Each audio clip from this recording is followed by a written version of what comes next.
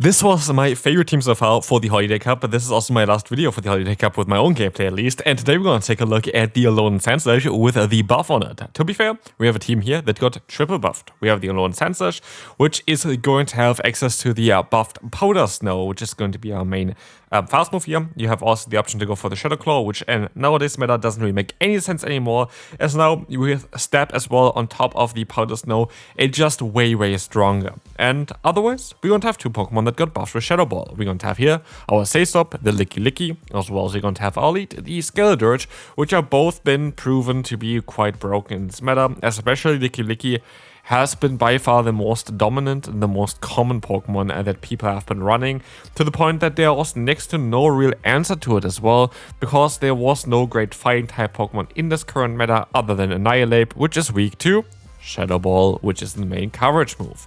So yeah, this is kind of here a team that's between the top meta Pokemon, Licky, the Pokemon that kind of was causing the most amount of trouble for a lot of teams, which is the Skeledirge, a Pokemon that I showcased previously already and was absolutely fantastic, and a Pokemon in the back that utilizes its fast move quite well and its coverage quite well in the Alolan Sandslash, which has ice and ground type coverage, which we have as well on other Pokemon like Dugong or Walrein, where why are they functioning so well? Because they're really covering each other's weaknesses super well.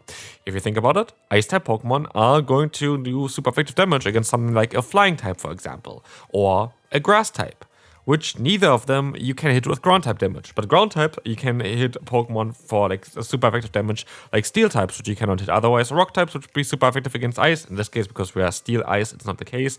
And quite a lot of other Pokemon that you wouldn't be able to hit with the ice type moves. And that is the main reason why this Pokemon is so strong, and why all of the other Pokemon that have ice and ground type coverage are so strong, because they're just working out super well together. So, we're going to have here a face-off of the Alolan Ninetales against us. Of course, obviously, this is not the ideal face-off. I try my best to go for the full farm down here because I kind of need to keep alignment, but I couldn't really do that, and so I'm forced to go for a charge move here. Body Slam is coming through. The opponent is going to swap back into, let's see, the Ghost type, the Dusknoir, and we're going to be able to get a shield here. But because they're running Hex and not the Astonished, I decided to swap out straight away into my Sandslash, trying to bait out the final Pokemon. And now we are in a very awkward position, because we have the Annihilate against us now, which will take the hit, but also will farm us down, getting a ton of energy. And now I'm here with my Skeledirge against two Ghost type Pokemon. So yeah, that is not great. But you know what is great? Is actually the boost towards the Shadow Ball. Why is it so great? We're going to see it here right now. The reason is I have a safe win con.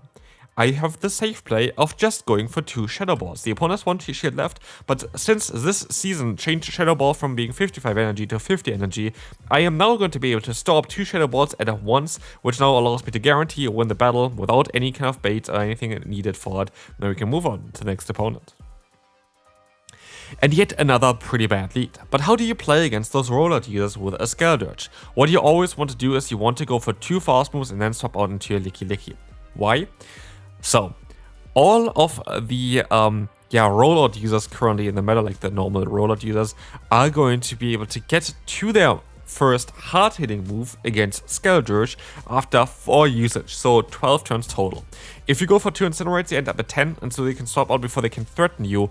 Just generally. Here, great catch from the opponent. Catching a Body Slam on a Sableye is fantastic for them. That was definitely not ideal for me. But basically, yeah, what you can do with that is you can kind of try to get the damage onto a different Pokemon that's a bit bulkier and keep energy for later on the Skeledirge.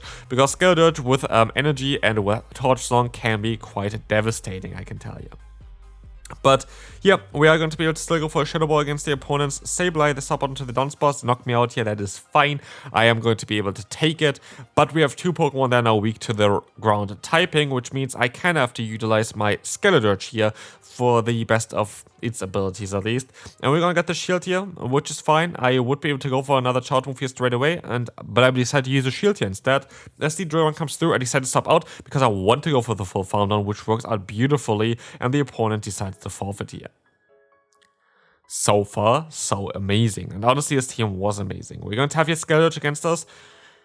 Yeah, I kinda maybe misplayed this one a tiniest bit. Oops, there is a Licky coming in. And again, I can go for 2 false moves at least to get up to another Shadow Ball, which is great. I have a little bit of damage on against the opponent, but having a Shadow Ball being caught on a normal type is quite devastating. Like, that is just 50 energy down the drain, a lot of energy that I would need for later on. But as it seems like the opponent is not running the Body Slam on their Licky, they're running Earthquake Shadow Ball to have the perfect amount of coverage. But this can be a bit tricky, as we can now go for the Body Slam. Even though I wasn't in a Shadow Ball yet, the opponent doesn't know that. And so they decide to use a shield. And not only this, they're also going to go for their own charge move, which means we are in a position where we should be kinda good, because I either gonna get both shields from the opponent, or I will get a KO here. And we'll get both shields, and that's fine. It is too risky to put all of the shields on the Sandslash, because they still have the fire type damage here, so I'm forced to use a shield always here. But as you see the opponent having the final Pokemon of the Wigglytuff, this kinda brings us to the one point where this team is so absolutely broken. We have 2 of the hardest answers to Wigglytuff that resist every single hit that this Pokemon has on this team. And the Wigglytuff, if you saw my video yesterday, basically, this Pokemon has been absolutely everywhere. And we are hardwalling it, and we are taking advantage of it. Left, right, and center here. As we'll see, this is going to be it already. Sandslash is going to be able to knock out even the fire type, and we can move on to the next opponent, where we will face one of the worst possible leads, the Sableye. So how we deal with that? It's not ideal. You would mostly imagine that. It's not ideal. But the opponent stays in here. And I'm like wondering, we are in a meta where Licky is the #1 Pokemon on PvP Poke, but also the #1 in terms of usage. If you have to stay in with a Ghost type against a Licky, what do you have in the bag? And so I decided to go for the Body Slam, because at this point this should be enough to knock them out. And it is going to be enough to knock them out. They have in the back of their own Skeledirge. There is absolutely 0 way that they would not shield this one. And so I decided to stop out of here. And why did I do this? Because I need to force shields. If shields are still up later on, I have no chance. And I go for the risky play. I go for the bait, which in this case doesn't really matter at all and it's not needed. But the opponent makes a big mistake. They go straight for the move. They're going to go straight for the KO. But now I know they're going to be energy dry, and I know I can go still for the Shadow Ball, which should easily be enough at this point of time to knock them out. And so, in comes the Sandslash, in comes the Talonflame, where we can still go for the Ice Punch. Shadow. Is it going to be enough after all those boosts? It is not enough. What I mean with all those boosts, of course, you have Portal Snow being buffed, but also Ice Punch got buffed a few seasons back. So, Sandslash is slowly but surely getting a little bit of love from Niantic or now Scopely. So I wonder if this Pokemon is going to be ever going to be fully back also for the Open Great League. Because in my opinion, it deserves it. I have to say that Sandslash is one of my favorite Pokemon that I've played back in the day, but it's also still one of the strongest Pokemon currently, to the point that I kinda really would like to take a look at this Pokemon in the Open Great League again as well. So we have to see on what we're gonna do with that. But as we see as well, the opponent has no Rock Tomb coming through. That is going to be alright. And we can go into our own Sandslash, which is going to be able to go for the full farm down here against the opponent as well. That is going to be okay. And then comes the Moltres, which we can counter with our own charge move. But with them still having 2 Fire-type Pokemon, this is all a little bit tricky, right? So let's see. What can we do here? We can go ahead and get the shield. But also, we can get the full farm down. I know the opponent isn't at the move yet with the other Pokemon. I know that with the current amount of energy they have, I should be absolutely fine just winning with my Sandslash. And this is exactly what I'm going to do here. As we will see, we have the charge move coming through, the Ice Punch is coming in. It is going to get them very low, and now the next one is going to be able to knock them out to the point that we are absolutely going to be able to move on to the next opponent and see what they're going to run. You see on how dominant this team is. Like, this team was absolutely fantastic. I would really recommend it to you. But now we have a horrible lead. We have the Aurorus. And it's quite an obvious play that they're very likely just going to decide to go for the no shield here. The bait here is what I want to say, of course. As they expect us to shield, because the no shield against a potential rock move there is a kind of, not the ideal play, but they go for 2 weather balls, and this makes this matchup a bit awkward. And while I was thinking that I still should be able to get to another fast move, I was not in a position where I wanted to risk that. And so I let them go up to their move, I let them go for their hard-hitting move here, but I'm going to be able to also get at the same breath a lot of energy on my Licky. That energy is gonna be now nice against the opponent's Spiritomb, but as you're gonna see here as well, like this Shadow Ball is not going to be enough to knock them out, and we would have got another move, but the opponent decides to go for a charge move. Wise choice here, absolutely smartest choice they can make. And as we'll see, we still have our Skeledirge going for the charge move against them. And that's going to be okay. The Torch Song is coming through, it's going to be able to knock them out, but we still have a really tough spot because they still have the Aurorus. What do they have in the back? They have the Frosters in the back. And you might think this was a bit of a silly play. Why does he go straight for the move here? Because I wanted to. I knew that the opponent very likely going to try to catch the move, but I also know which Pokemon I have in the bag, and there is no way that a Shadow Ball even would knock out our Sandslash here from a full health range. Their False move was double resisted, so my only loose con there was actually staying in and not going for the move, and they going for the Shadow Ball to knock me out with me not getting anything out of my Skeledirge. And this is why the obvious catch there from the opponent I didn't care about. I knew about it, I knew what coming up to against me there, but I was playing around it. Alright, Dragonite is a Pokemon that is great for my Pokemon in the back, but not so much for either my lead and also not a lot of times for my save swap. The issue here is they are very likely going to be able to get to another move in time, but they swap out into the Sandslash, and that is an interesting one. I can go for the Shadow Ball, that's alright, I assume that's going to be okay. And as we're going to see here, there's going to be now the swap out into our Skeledirge onto the charge move.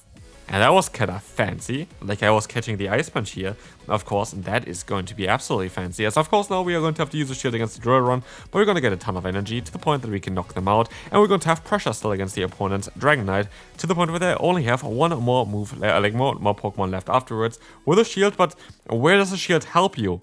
With a Shadow Magnezone against a Fire type. That is going to be a bit of a silly one here, my friend, because this is not going to help you at all. Even if you're going to knock me out here, I will actually reveal my final Pokemon there if you knock me out, which they do, because they do resisted fast move damage, but it doesn't really matter at all, does it? We're going to be able to take home this game, and we can move on to the next one. So, second to last battle, we're going to have the Dunsparce. If you remember what I said earlier, what you want to do in this certain matchup here is you really want to just go ahead and go for 2 Force moves, swap out, try to catch the move, try to get an advantage with that, and then comes here the Ninetales. And while my entire team is actually absolutely amazing against Pokemon, I have zero worries about this, that's still kind of nice to get out here because we have a lot of damage output against the opponent if they would use a shield here, which is, let me tell you, it's highly unlikely they're going to use a shield here. Like, this makes no sense to use. Okay, you have known at this point they have a Fire type. It actually would make more sense to go to Sandslash here, by the way, but I didn't want them to know my final Pokemon. But at this point, it just doesn't make sense on what they did here. Like, truly, it does not make any sense on what they tried to achieve here. But I will take it, I guess, as now there's going to be the Dunsparce against us. They're going to swap out into their own Skeledirge. Okay, that is going to change the entire battle. Oops, this is going to be a loss here. Yeah, this is going to be, I think, the first loss of the video. There's nothing I can do here at this point. My Pokemon were too low. My answer for Skeledirge are gone. There is practically zero that I can do here now in order to win this battle. And so, good game to the opponent. We can move on to the next one here. But, yeah, there's nothing I can do here. Honestly, there's nothing. So, yeah, let's take a look at the next one. We're going to have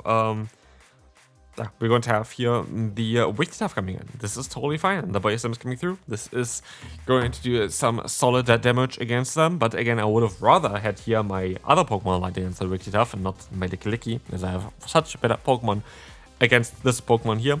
But as you're going to see, we're going to be able to let the move go through. This is going to be fine. The Ice Beam is coming through, and now I can try my best to swap and catch a move here, because I want to keep the energy. My entire team is good against Wigglytuff, and my worst Pokemon was just up against it. And so I swap out of here, knowing that they're very likely going to go back into the Stunfisk, but now I have super effective stab damage that got boosted this season against its Stunfisk. And with that, I am absolutely happy.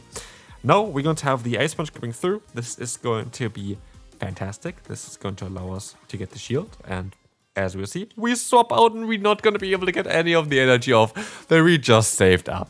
I was like, that was so stupid by me. But luckily the opponent gives me all the energy back by swapping out into the wrong Pokemon here.